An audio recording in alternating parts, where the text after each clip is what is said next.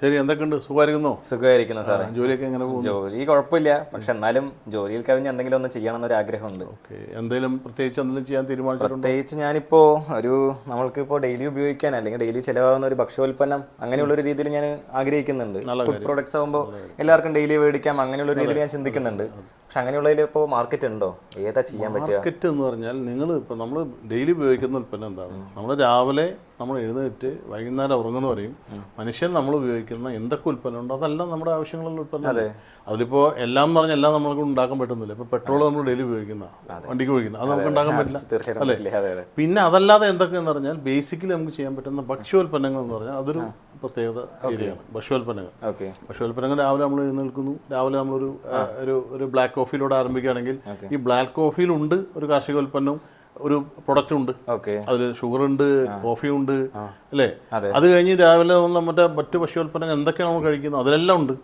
അപ്പൊ ഈ വക എന്തെങ്കിലും ഒരു ഐറ്റം ചെയ്യുവാണെങ്കിൽ അതിനൊരു കാലാകാലത്തേക്ക് നിലനിൽക്കുന്ന ബിസിനസ്സായി മാറും. പക്ഷെ അങ്ങനെ ചെയ്യുകയാണെന്ന് കൂടെ നമ്മൾക്ക് കോമ്പറ്റീറ്റേഴ്സ് ഒക്കെ കൂടുതലേ? ഇപ്പൊ കോഫി ആണെങ്കിലും ടീ ആണെങ്കിലും അതിനൊക്കെ കോമ്പറ്റീഷൻ ഉണ്ടാകും, അത് ഉണ്ടാകും. പക്ഷെ മനസ്സിലാക്കേണ്ട കാര്യം നമ്മുടെ ജനസംഖ്യ വളരെയല്ലേ അല്ലേ? കഴിഞ്ഞ നമ്മളിപ്പോൾ ഒരു 10 വർഷത്തിനെടുത്താൽ ഏകദേശം നമ്മുടെ ജനസംഖ്യ ഏകദേശം ഒരു 50% കൂടുന്ന അവസ്ഥയിൽ നിൽക്കുന്നത്. ഇന്ത്യ തന്നെ 140 കോടി ജനസംഖ്യകളായി നിൽക്കുന്ന ലോകത്തിലെ ഏറ്റവും ജനസംഖ്യ കൂടുതൽ രാജ്യമല്ലേ?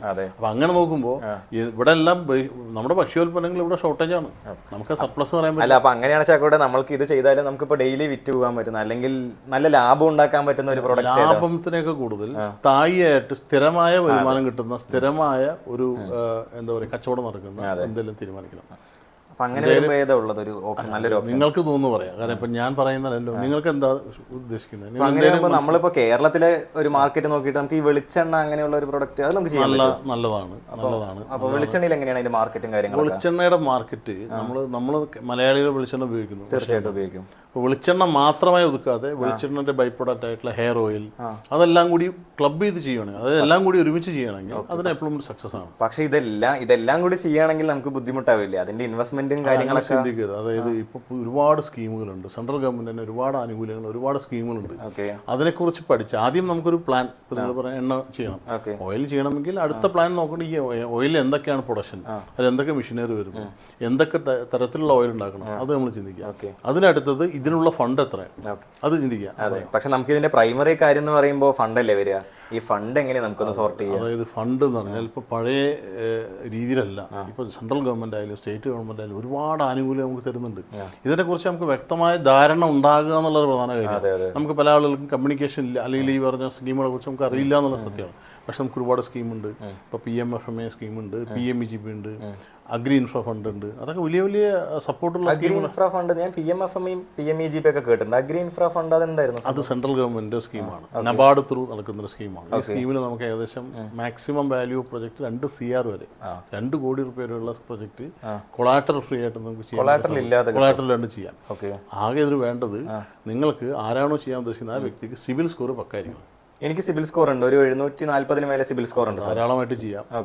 അത് മാത്രമല്ല ഇതിനോട് അനുബന്ധം അടുത്ത വേണ്ടത് നമുക്കൊരു പ്രവർത്തിക്കാനുള്ള ബിൽഡിംഗ്, എനിക്കൊരു ബിൽഡിംഗ് ഉണ്ട്. ആക്ച്വലി ഒരു 1500 സ്ക്വയർ ഫീറ്റിന്റെ ഒരു ബിൽഡിംഗ് ഉണ്ട്.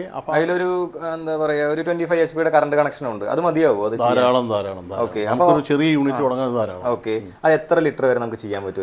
ഒരു 1000. അതായത് ഒരു ആക്ച്വലി വെളിച്ചെണ്ണ യൂണിറ്റ് ശരിക്കും സക്സസ് ആണെങ്കിൽ, പ്രോഫിറ്റബിൾ ആണെങ്കിൽ മിനിമം ഒരു 1000 ലിറ്ററെങ്കിലും പെർ ഡേ ദിനം പ്രതി ഉൽപാദന ശേഷിയുള്ള യൂണിറ്റ് ചെയ്യണം എന്നുള്ളത്. അതിൽ ഇപ്പം നമ്മൾ പറയുകയാണെങ്കിൽ ഇതിൽ ഞാൻ പറഞ്ഞ സ്കീമിലൊക്കെ ഉൾപ്പെടുത്തുകയാണെങ്കിൽ നമുക്ക് 90% ഫണ്ടും, അതായത് മെഷീനറികളിലെല്ലാം 90% ഫണ്ടും ലോണായിട്ട് വരും.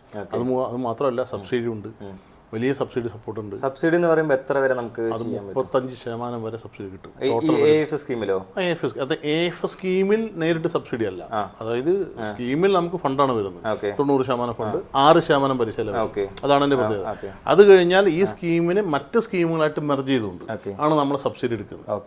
സ്റ്റേറ്റ് സബ്സിഡി, സെൻട്രൽ സബ്സിഡി ഒക്കെ ഉണ്ട്. അപ്പൊ നമുക്ക് പക്ഷേ ഈ സ്കീം എന്നുണ്ടെങ്കിൽ പറഞ്ഞാൽ പോലും ബാങ്കിലൊക്കെ അപ്രൂവ് ചെയ്യാനോ അല്ലെങ്കിൽ അതിന്റെ പിന്നാലെ അതിന്റെ ബാക്ക് എൻഡ് ആയിട്ടുള്ള പ്രോസസ് ഒക്കെ ഭയങ്കര ബുദ്ധിമുട്ടല്ലേ? അത് തെറ്റിദ്ധാരണയാണ്, സാധാരണ ജനങ്ങൾ തെറ്റിദ്ധാരണ. നമ്മൾ വ്യക്തമായ പ്ലാൻ, നമ്മുടെ ആശയം കറക്റ്റാണ്, ഈ ആശയത്തിൽ എത്താനുള്ള വഴികളും അതിന്റെ മാർക്കറ്റ് ചെയ്യാനുള്ളതും അതുപോലെ റോ മെറ്റീരിയൽ അല്ലെങ്കിൽ പ്രൊഡക്ഷൻ ഇതെല്ലാം നമുക്ക് നല്ല വ്യക്തമായ ബോധ്യം ഉണ്ടെങ്കിൽ Okay. നല്ലൊരു പ്രൊജക്ട് റിപ്പോർട്ടായിട്ട് ഈ ബാങ്കിനെ അപ്രോച്ച് ചെയ്താൽ ഈ പർട്ടിക്കുലർ സ്കീം ത്രൂ അപ്രോച്ച് ചെയ്താൽ ബാങ്കുകൾ ധാരാളം കൊടുക്കുന്നുണ്ടല്ലോ. അല്ല, നമ്മൾക്കിപ്പോൾ പ്രൊജക്ട് റിപ്പോർട്ട് ഉണ്ട്, അല്ലെങ്കിൽ പ്രൊജക്ട് റിപ്പോർട്ട് ആക്കാൻ കഴിഞ്ഞു, എന്നാൽ പോലും മെഷീനറീസും അതിനെ പറ്റിയിട്ടും പൂർണ്ണ ധാരണ വേണം. പിന്നെ ബാങ്കിന്റെ ബാക്കിയുള്ള ഡോക്യുമെന്റ്സ് ചെയ്യാനും ഒരു ധാരണ വേണം. ഇതൊക്കെ നമുക്ക് ചെയ്യാൻ ഭയങ്കര ബുദ്ധിമുട്ടല്ലേ? അതായത് ഒരു സാധാരണക്കാരന് ഈ ഡോക്യുമെന്റ്സും ഇപ്പോൾ ഇതിന് വേണ്ടി വരുന്ന, അതായത് ഒരു മെഷീനറി പ്രവർത്തിക്കാനുള്ള വേണ്ടി വരുന്ന ഡോക്യുമെന്റ്സും അല്ലെങ്കിൽ അതിനോടനുബന്ധമായിട്ടുള്ള കുറേ കാര്യം പേപ്പർ വർക്ക്സ് ഉണ്ടാവുമല്ലോ. അപ്പോൾ അതൊക്കെ സാധാരണപ്പെട്ട ഒരാൾക്ക് മനസ്സിലാക്കാനോ അല്ലെങ്കിൽ ചെയ്യാനോ ബുദ്ധിമുട്ടല്ലേ? ഒരു തരത്തിൽ ശരിയാണ്. പക്ഷെ അതൊക്കെ ഒരുപാട് ഇതിനെക്കുറിച്ച് കാര്യങ്ങൾ ചെയ്തു കൊടുക്കുന്ന ആളുകളുണ്ട്. പ്രത്യേകിച്ച് ഒരു ചാർട്ടർ അക്കൗണ്ടന്റ് ചെയ്യാൻ പറ്റുന്ന കാര്യമാണ്. ഇനി അതല്ലെങ്കിൽ ഇപ്പം നമ്മൾ ചെയ്യുന്നുണ്ട്. ഞങ്ങൾ ചെയ്യുന്ന ഈ പറഞ്ഞാൽ കൺസൾട്ടേഷനാണ്. കൺസൾട്ടേഷൻ എന്ന് പറഞ്ഞാൽ നമ്മളൊരു പ്രൊജക്ട് റിപ്പോർട്ട് ഉണ്ടാക്കി കൊടുക്കുക മാത്രമല്ല, ഇങ്ങനെ നിങ്ങളെപ്പോലുള്ള